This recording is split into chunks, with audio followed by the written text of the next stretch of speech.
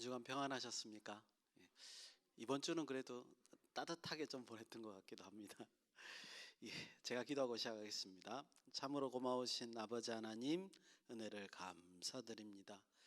한 해를 되돌아보는 12월입니다. 아버지 하나님, 하늘의 지혜를 허락하셔서 우리의 삶을 점검하고 또 새해 맞이하는 그 많은 계획들을 잘 하늘의 지혜로 정리할 수 있도록 인도하시고 함께하여 주시옵소서. 오직 하나님과 함께하기를 원하오며 예수님의 이름으로 기도드리옵나이다. 아멘. 예, 오늘은 47장입니다. 창세기 47장. 제가 지난주하고 비슷한 제목이었던 것 같아요. 야곱이 고센 땅에 거주하다. 이렇게 또 제목을 잡았습니다. 47장은요, 전체적으로 야곱과 그의 가족들이, 그의 형제들이 고센 땅에 정착하는 내용으로 구성되어 있습니다. 그러니까 처음과 끝이 그렇게 되어 있단 말이에요. 예, 그래서 이제 단락을 세 단락으로 이렇게 나눴습니다. 내용상. 그런데 제가 이 47장을 보면서 이렇게 의문을 가졌던 것은 뭐냐면 두 번째 단락 13절에서 26절에 있는 이 두 번째 단락이 이 전체 주제 야곱이 애굽 땅에 정착하는 내용과 관련 없는 내용이 중간에 아주 큰 부분으로 툭 들어가 있다는 거죠. 아주 생소하게 그게 들어가 있었습니다. 그리고 그 정착해서 이제 그 생육하고 번성했다라는 말이 그 뒤에 나와요. 야곱이 그렇게 됐다는 게. 그러니까 47장 27절에 이제 등장을 하거든요. 그래서 이 두 번째 단락이 이야기의 중간을 툭 끊어버려요. 왜 이렇게 끊어버렸을까? 47장이 무슨 특별한 구성으로 되어 있는가? 혹은 이 구성 자체가 의미가 있을까라는 생각을 좀 하게 됐습니다. 그래서 오늘 그런 얘기를 좀 단락별로 이제 쭉 살펴보고 그 의미를 한번 살펴보겠습니다. 다시 한번 말씀드리면 전체 얘기는 야곱과 그 이제 요셉의 형들이 애굽 땅에 정착하는 얘기예요. 그래서 번성했다라고 이렇게 끝납니다. 그렇게 내용으로 끝나야 되는데 중간에 이상한 내용이 툭 들어 있어요. 애굽에 관한 얘기가 중간에 툭 들어 있습니다. 그냥 상상을 해보면 글을 쓰는 사람이라고 생각을 해보면 그 뒤에 내용을 아예 제일 뒤로 붙여도 상관이 없는데 하필이면 중간에 퍽 들어가서 두 얘기를 중간을 딱 잘라버리는 느낌을 주게 한단 말이죠. 그랬을 때 이제 과연 이 중간에 있는 얘기가 진짜 이야기를 단절시키는 얘기냐, 아니면 우리가 여기서 뭔가를 이해하고 넘어가야 되느냐, 이런 얘기를 좀 말씀드리고 싶습니다. 이제 처음부터 첫 단락부터 한번 내용을 살펴보고 그렇게 한번 따져보도록 하겠습니다. 첫 번째 단락은 1절에서 이제 12절입니다. 야곱이 애굽의 왕 바로를 만나서 고센 땅에 정착하게 되는 모습을 이제 과정을 보여주고 있죠. 그래서 이제 첫 장면 1절에서 4절은 먼저 이제 요셉과 그의 형제들 5명, 요셉이 5명을 뽑았어요. 왜 뽑았을까 한번 조금 있다가 추측 한번 해보겠습니다. 5명을 뽑아서 바로를 만나는 이야기가 1절에서 4절에 나와 있습니다. 근데 1절에서 4절은 약간 제가 말씀드리고 싶은 주제에서 조금 너무 이제 많은 얘기를 하고 있어서 그거보다 좀 더 컴팩트한 얘기를 한번 보려고 해요.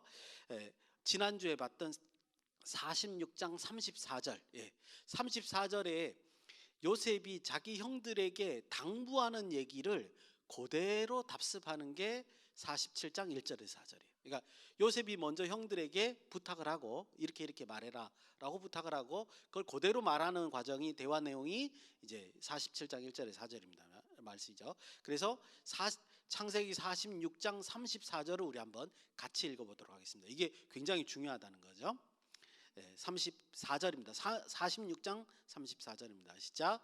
당신들은 이르기를 주의 종들은 어렸을 때부터 지금까지 목축하는 자들이온데 우리와 우리 선조가 다 그러하나이다 하소서. 애굽 사람은 다 목축을 가증히 여기나니 당신들이 고센 땅에 살게 되리이다. 아멘. 이렇게 했습니다. 이렇게 당부하고 요거를 이제 47장에서 이제 그대로 하는 건데, 여기서 보면 아주 요셉이요 아버지와 자기 형제들을 고센 땅에 정착하도록 유도하고 있다는 거예요. 왜 유도했을까요? 왜 목축하는 자라고 강조했을까 하는 겁니다. 금방도 우리가 읽었지만 애굽 사람들은 다 목축하는 것을 가증히 여긴다는, 뭐 가증히 여긴다는 건 조금 너무 싫어하고 이제 너무 이제 천한 것을 여긴다는 것 같은데, 예, 이렇게 여기는데 왜 자기 아버지와 형제들을 그렇게 굳이 소개할 필요가 있느냐는 거예요. 왜 그렇게까지 하면서 고센 땅에 정착하게 하느냐 이거죠. 목축업을 하는 걸 그렇게 자랑할 이유가 없는데. 예. 그다음에 또 하나는 뭐냐면 조금만 요셉이 손을 쓰면 어쩌면 자기 형제들의 몇몇 가운데 몇몇은 애굽의 정치 세력으로 들어갈 수도 있습니다. 그렇지 않습니까? 자기가 총리인데 충분히 가능한 얘기이죠. 그래서 어쩌면 형제들이 그 애굽을 좌지우지할 수 있는 정치 세력을 이룰 수도 있는데 굳이 요셉은 뭐라고 해요? 목축하는 자라고 소개해라라고 유도하고 있다는 거죠. 여기서 우리가 이제 제기할 문제는 뭐냐면요, 이거예요. 왜 형제들이 바로를 만나기 전에 요셉은 고센 땅에 정착할 것을 강조했느냐라는 거예요. 우리가 그 점을 이제 밝혀내야 된다는 거죠. 제가 생각할 때 일단 제가 생각할 때는 뭐냐면 처음부터 요셉은 가족들이 애굽하고 동화되는 것을 원치 않았던 것 같습니다. 그래서 독립적인 집안으로 이렇게 남기를 원했다는 것이고요. 그 이유 중에 하나가 창세기 50장 24절에 보면 이미 요셉은 그 땅, 애굽 땅에서 머무는 자들이 아니라 가나안 땅으로 돌아갈 것을 이미 알고 있었습니다. 그래서 아마 이런 독립적인 가정을 유지할 땅, 그게 아마 고센 땅이 아닌가 보여지고요. 그 다음에 이제 애굽에 있는 바로 왕과 어떤 관계도 맺지 않으면서, 이 어떤 관계도 맺지 않는다는 게 굉장히 중요한데요. 그 말은 뭐냐면 관계를 맺지 않으니까 왕궁에 살 수도 없어요. 정치 세력으로 왕궁에 살 수도 없지만 또 다르게 표현하면 그렇다고 애굽의 노예로도 살지 않는 거죠. 그래서 굉장히 독립적으로 따로 있다가 나중에 시간이 되면 그 땅을 떠나는 그런 가정을 원하지 않았을까? 우리가 아는 성경 지식으로 그렇게 한번 해석해 볼 수 있습니다. 만약에 제가 이렇게 생각하는 게 맞다면 다음 문제도 어쩌면 쉽게 해결될 수 있습니다. 아까 말씀드렸던 요셉이 형들 5명을 뽑았다고 그랬는데 그 5명의 선발 기준이 뭔가 성경에는 나와 있지 않습니다. 그런데 재밌게도 주석학자들은 이 부분에 대해서 고민을 좀 했던 것 같아요. 왜 5명만 뽑았을까? 그러면서 어떤 사람은 뭐라 그러냐면 키 작은 사람 5명을 뽑았을 것이다. 왜냐하면 바로 앞에 데려갔을 때 자기 형제들이 군사적인 위협, 그러니까 훌륭한 군인들이 아니다는 거죠. 그것을 보여주기 위해서 키 작은 5명을 뽑았을 것이다. 이렇게 이제 주석을 단 사람도 있고요.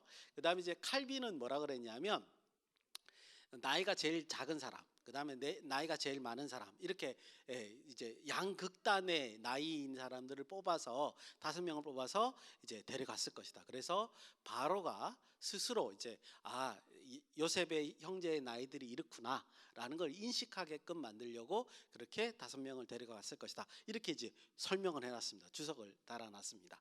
그런데 안타까운 점들은 둘 다 근거가 개연성이 있는 설명이죠. 그렇긴 하지만 성경 본문에서 그 개연성을 지지받기는 좀 어렵습니다. 그죠? 본문 속에서 그런 뉘앙스가 없기 때문에 이렇게 해석하는 것은 사실은 조금 이제 좀 선을 좀 넘는 거죠. 어쩔 수 없이 증거가 없으니까. 그러면 문맥 속에서 이 5명을 어떻게 뽑았을 거라고 상상하냐? 금방 제가 그랬잖아요. 문맥이 뭘 강조한다고요? 목축업하는 것을 강조한단 말이죠. 그렇죠. 그렇다면 이렇게 우리가 한번 상상해 볼 수 있습니다. 5명을 뽑되 요셉이 봤을 때, 애굽 사람이 봤을 때 저 사람은 목축업하는 사람이라고 턱 보면 아는 사람 5사람, 이렇게 뽑아가지고 바로 왕한테 가서 우리는 목축업하는 사람입니다. 그래서 목축업에 적당한 고센 땅을 우리한테 주시면 좋겠습니다. 이렇게 말하는 것이 아니냐. 즉 모든 것이 지금 고센 땅에 정착하는 것을 목적을 이루고자 하는 행위로 보여진다, 이런 말씀입니다. 5절에서 6절 보니까 그래서 최상의 결과를 얻습니다. 제가 읽겠습니다.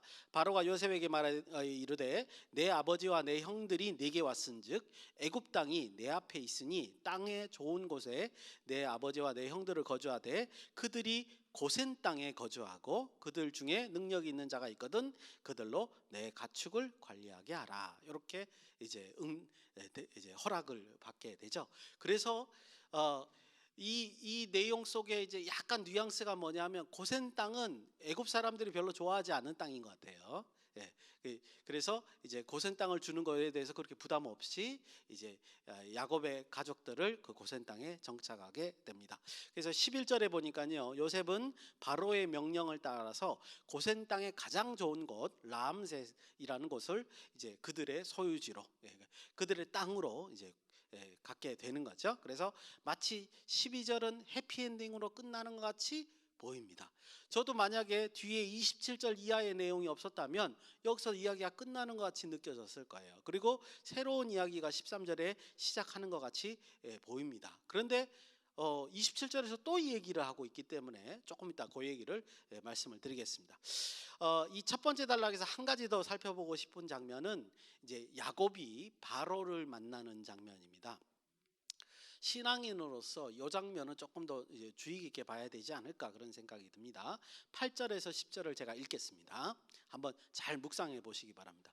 바로가 야곱에게 묻되 내 나이가 얼마냐? 야곱이 바로에게 아뢰되 내 나그네의 길 세월이 130년이니이다. 그러니까 130살이라는 뜻이에요. 내 나이가 얼마 못 되니? 130살이 얼마 못 된대요. 우리 조상의 나그네의 길의 연조에 미치지 못하나.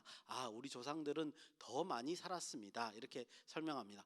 험악한 세월을 보냈나이다 하고 야곱이 바로에게 축복하고 그 앞에서 나오니라. 아주 짧은 얘기입니다. 아마도 바로는 야곱을 보자마자 굉장히 나이가 많은 이제 노인으로 봤던 것 같습니다. 그래서 도대체 연세가 얼마나 되십니까? 이렇게 이제 묻는 거로 보입니다. 그리고 이제 야곱이 그걸 인식했는지 험악한 세월을 살았다 이렇게 얘기도 이제 하고 있는 것을 볼 수 있습니다. 그런데 여기서 우리가 놀라운 것은 뭐냐면 야곱이 바로에게 이렇게 얘기하면서 두 가지 특징적인 얘기를 해요. 하나는 여기서 뭐라고 표현하냐면 조상들의 복에 대해서 언급합니다. 또 하나는 뭐냐면 축복을 하고 나온다는 점입니다. 이게 두 가지가 놀라요. 먼저 조상들의 얘기. 어떤 방식으로 조상들의 얘기를 하느냐? 조상들에게 베푸신 하나님의 은혜를 바로에게 설명해 주는 거예요. 130년 산 것도 적은 나이다. 우리 조상들은 더 오래 살았다. 하나님의 축복이 임하면 이렇다라고 지금 자랑하는 거예요. 그리고 야곱의 아들들이 몇 명이에요? 12명. 대집안을 이룬 거잖아요. 이렇게 풍족한 은혜를 줬습니다. 그 중에 당신이 알다시피 요셉이라고 하는 훌륭한 지혜를 가진 사람도 있습니다. 그런데 조상들은 더 큰 복을 받았습니다. 라고 선전하는 거예요. 이런 방식으로 조상들이 받은 복이 내가 받은 복보다 더 훌륭합니다. 하나님과 함께 있으면 이런 복을 받습니다. 라고 자랑하는 식으로 설명한다는 점입니다. 그 다음에 이제 이렇게 복을 누린 자가 나올 때 그냥 나오는 게 아니고 뭐예요? 그 바로는 한 나라의 왕이잖아요. 근데 어떻게 해요?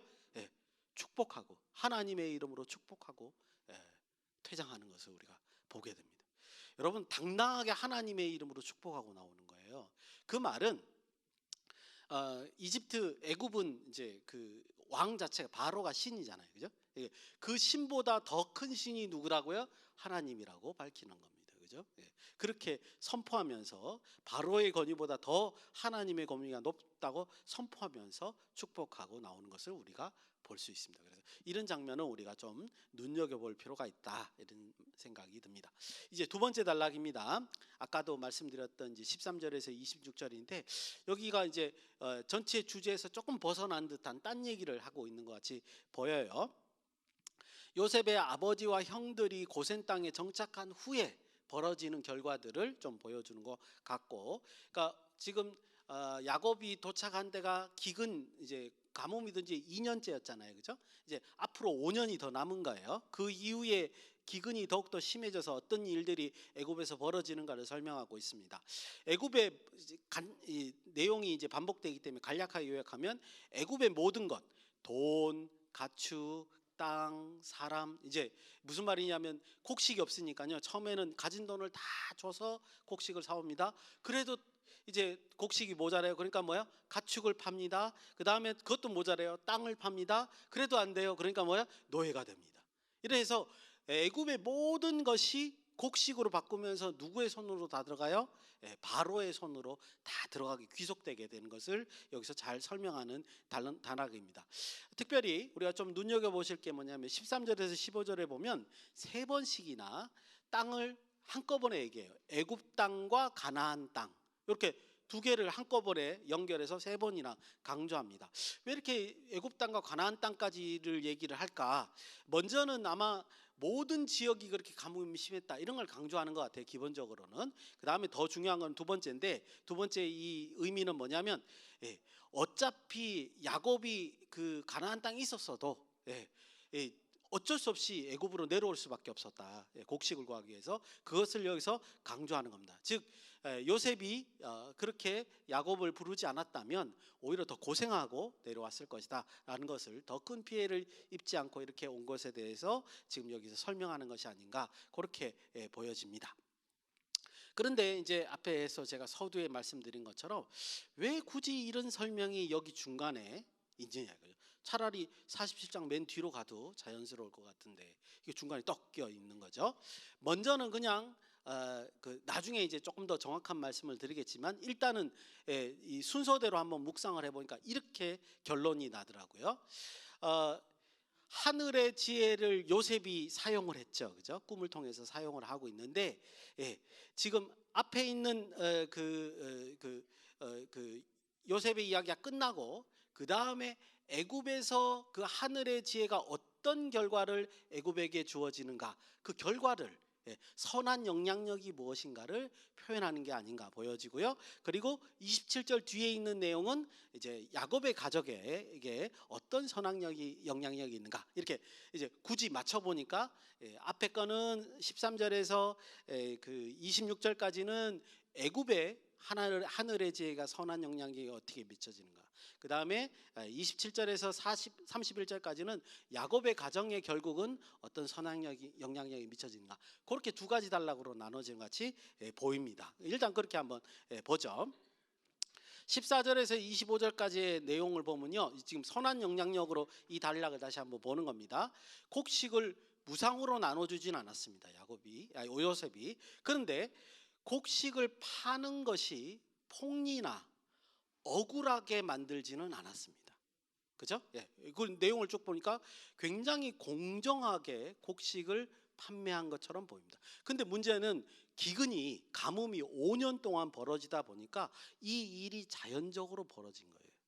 그 사람들도 땅을 팔고 싶고 자기가 노예가 되고 싶어서 그렇게 한 게 아니라 먹고 살 게 없으니까 자연적으로 그렇게 된 거라는 거죠. 근데 26절 마지막 그 6절에 보면 그 결과가 어떻게 만들었냐, 요셉은 백성들에게, 이제 백성들이 다 모든 것을, 소유를 다 바로에게 팔았어요. 그래서 곡식으로 다 바꿔서 먹었단 말이죠. 이제 먹을 것도 없어요. 그랬더니 그 사람들이 뭐냐면 자기네들을 노예로 삼아달라. 그럼 다 죽으니까. 그랬더니 노예로 받았어요. 그러니까 지금 애굽에 있는 모든 사람들이 땅도 다 바로 거요. 이 사람들도 전부 다 바로의 노예가 돼버린 거예요. 그러면 이제 사실은 고대 사회의 노예라는 거는 생사 여탈권을 가지고 있는 거잖아요. 근데 요셉이 어떻게 하느냐? 너희에게 땅을 주마. 그리고 씨앗도 줄게. 그리고 이거 가지고 너희들이 소출을 만들어내면 그 땅에서 5분의 1만 바로에게 바치고 5분의 4는 너희들이 먹고 살아. 그랬다는 거예요. 그랬더니 사람들이 25절에 보니까 뭐예요? 은혜로 생각해요. 은혜로. 그거를. 이해가 가시면 10분의 1도 쉽지 않은데, 그죠? 5분의 1을 달라 그랬는데도 고대 사회의 입장에서는, 노예가 처한 입장에서는 이것도 은혜인 거죠. 이런 결과를 나타낸 거예요. 그러니까 이 모든 과정이요. 그래서 이제 거기 26절에 이렇게 애굽의 토지법을 세웠다. 토지를 경작하면 세금으로 5분의 1을 내고 5분의 4는 그들이 가지는 방식으로 토지법을 세웠다, 이렇게 표현했는데, 이 모든 과정이 정말 하나님의 지혜로, 성실과 정직으로 사용해서 이룩하게 되는 그 애굽의 선한 영향력이다.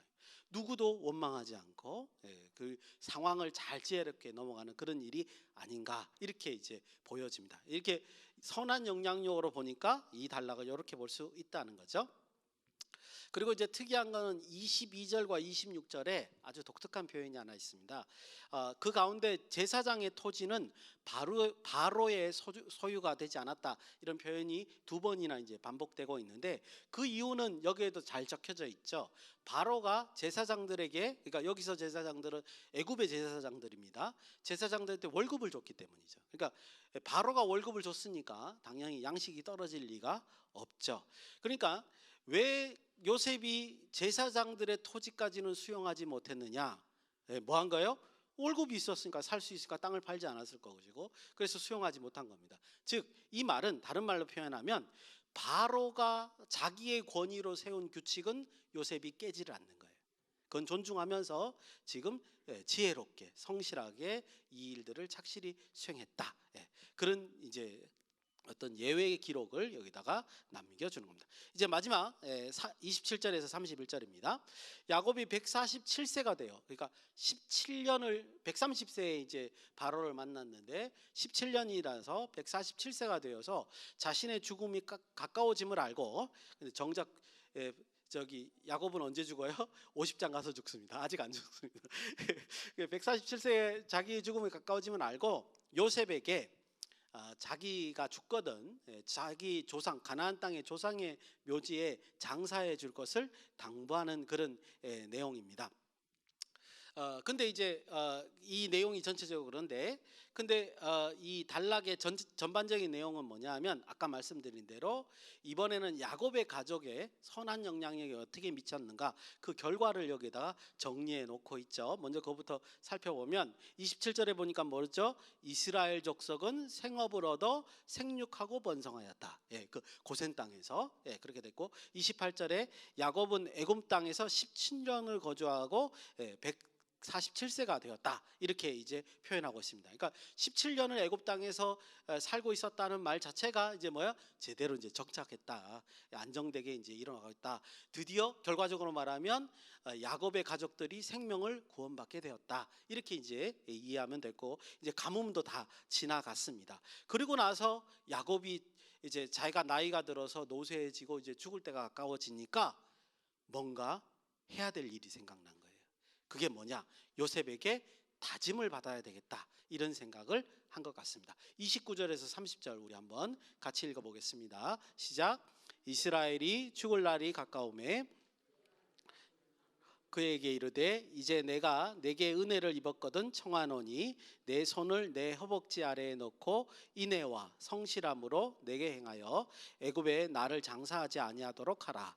내가 조상들과 함께 눕거든 너는 나를 애굽에서 메어다가 조상의 묘지에 장사하라. 요셉이 이르되 내가 아버지의 말씀대로 행하리이다. 이게 지금 무슨 말인지 이해 가시죠? 왜 저기 야곱이 요셉에게 이런 다짐을 받느냐라는 거죠. 이거는 이제 성경을 쭉 읽어보면 답이 스스로 나옵니다. 뭐냐면 아브라함과 이삭과 야곱에게 약속하신 약속의 땅이 애굽이 아니라 어디예요? 가나안 땅이라는 거죠. 즉 이 이스라엘 백성들은 어떻게 해요? 결국은 가나안 땅으로 가야 된다. 그게 하나님과의 원래적인 약속이다. 그래서 지금 모든 것이 다 평안하고 난 다음에 정착이 끝나고 이제 가족들도 안전하다고 판단하고 자기가 죽기 전에 요셉에게 다짐을 하는 그런 모습을 우리가 여기서 볼 수 있었다는 거죠. 근데 혹시 그 내용 속에서 딱 이해를 하셨습니까? 이렇게 감지를 하셨습니까? 27절에도 그러고 27절에 뭐라고 되죠? 이스라엘 족속. 그죠? 그 다음에 31절에도 뭐예요? 야곱의 이름이 이스라엘이라고. 정말 묘하죠, 그죠? 하필이면 꼭 하나님 역사와 관계된 것이 이스라엘이라는 이름으로 야곱의 이름이 바뀝니다. 그래서 이게 이제 표시라고 우리는 분명히 알 수 있죠. 그래서 이 야곱이 마지막으로 이 다짐하는 장면은 하나님의 놀라운 계획 중에 하나였다라는 것을 분명히 알 수 있습니다. 이제 마지막으로 짧게 이제 전체적인 내용을 말씀드리고 묵상할 텐데 아직도 47장에서 세 단락을 나누었을 때 중간에 있는 단락이 중간에 폭 끼어 들어가서 이야기 덩어리를 두 가지로 나눈 이유를 말씀드리지 않았습니다. 왜 13절에서 26절은 야곱이 고센 땅에 정착하는 이야기를 싹둑 잘라 먹고 있을까요? 과연 이게 상관이 없을까요? 여러분, 제 생각에는 이 모든 것이 고센 땅에 정착하는 것과 관련이 있는 얘기입니다. 두 번째 단락도 무슨 말이냐면, 처음부터 설명드리면, 요셉은 목초지에, 그러니까 목양하는 데 좋은 뿐더러 애굽의 중심부로부터 멀리 떨어진 땅, 정확하게 말하면요, 애굽은 이제 그 아프리카 남쪽에서부터 북쪽으로 그 지중해 쪽으로 강물이 흐르는 나일강이 있잖아요. 근데 이제 나일강 주변 쪽으로 수도가 정해집니다, 애굽은. 근데 고센 땅은 제가 지도를 가져온다는 걸 깜빡했습니다. 저쪽 그 지중해 쪽 삼각주 지역의 오른쪽에 위치한 땅입니다. 예, 그래서 이제 중심부에서 벗어나요. 근데 내용상 보니까 목초지로는 적당한 땅인 것 같아요. 중심부에 벗어나고 목초지에 좋은 땅을 이제 선정을 했습니다. 왜 요셉은 애굽 사람들이 귀하게 여기는 농지가 아니라 애굽 사람들이 오히려 가증히 여기는 목초지인 고센 땅을 의도적으로 받기를 원했을까요? 그 내용은 뭐냐 하면 둘째 단락에서 우리에게 힌트를 준다는 거죠. 뭐예요? 네, 둘째 단락의 내용이 뭐였죠? 네, 만약에 요셉의 형들이 목양을 벌이고 농사를 짓겠다고 해서 애굽의 중심지로 모아서 땅을 분배받았으면 결국은 둘째 단락처럼 5년이 지나고 난 다음에 어떤 일이 벌어져요? 모든 것을 다 애굽에게 바치고 애굽의 노예가 되는 겁니다. 요셉은 그걸 미리 알았던 거예요. 이런 일이 벌어질 것을 미리 알았던 거예요. 그래서 일부러 고센 땅, 애굽 사람들이 싫어하는 땅, 농토가 아닌 땅을 가족들이 분배받게 하고, 거기서 뭐예요? 거기서 목양하게 하고, 그 다음에 그러고 나서 제가 다시 성경을 읽으니까 12절에 보니까 뭐예요?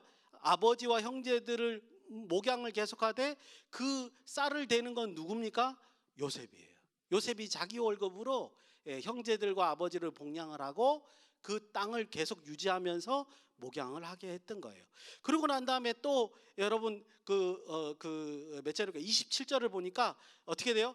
그 땅에서 결과가 27절이 아까 전에 야곱의 그 가족들의 결과라 그랬잖아요. 보니까 뭐 어떻게 되죠? 생업을 얻어 생육하고 번성하였더라. 생업이 뭐죠? 목축업이잖아요. 예. 가뭄이 지나고 나니까 이제 목축업으로 자생할 수 있는 상태가 된 거예요.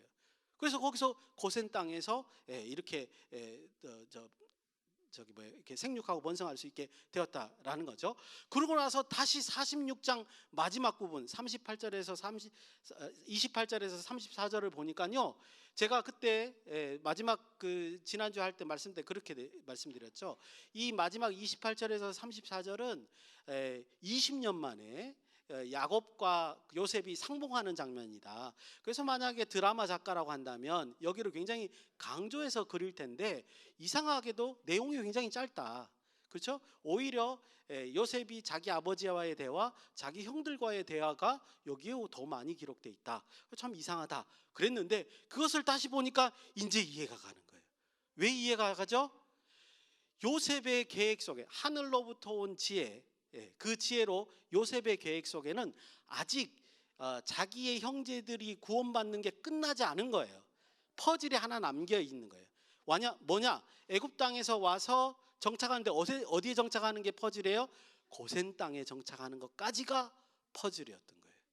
그래서 그때까지 그거를 이루기 위해서 형제들을 만나자마자 하는 말이 뭐라고 하냐면 고센 땅에 달라고 해라 라고 형제들에게 주문하고 이 일이 벌어지고 드디어 아버지와 형제들은 고센 땅에 정착하고 가뭄이 지나서도 자생할 수 있는 근거지를 마련하는 것이 아닌가 이렇게 보여집니다. 하늘의 지혜는 여러분 이렇게 놀라운 겁니다.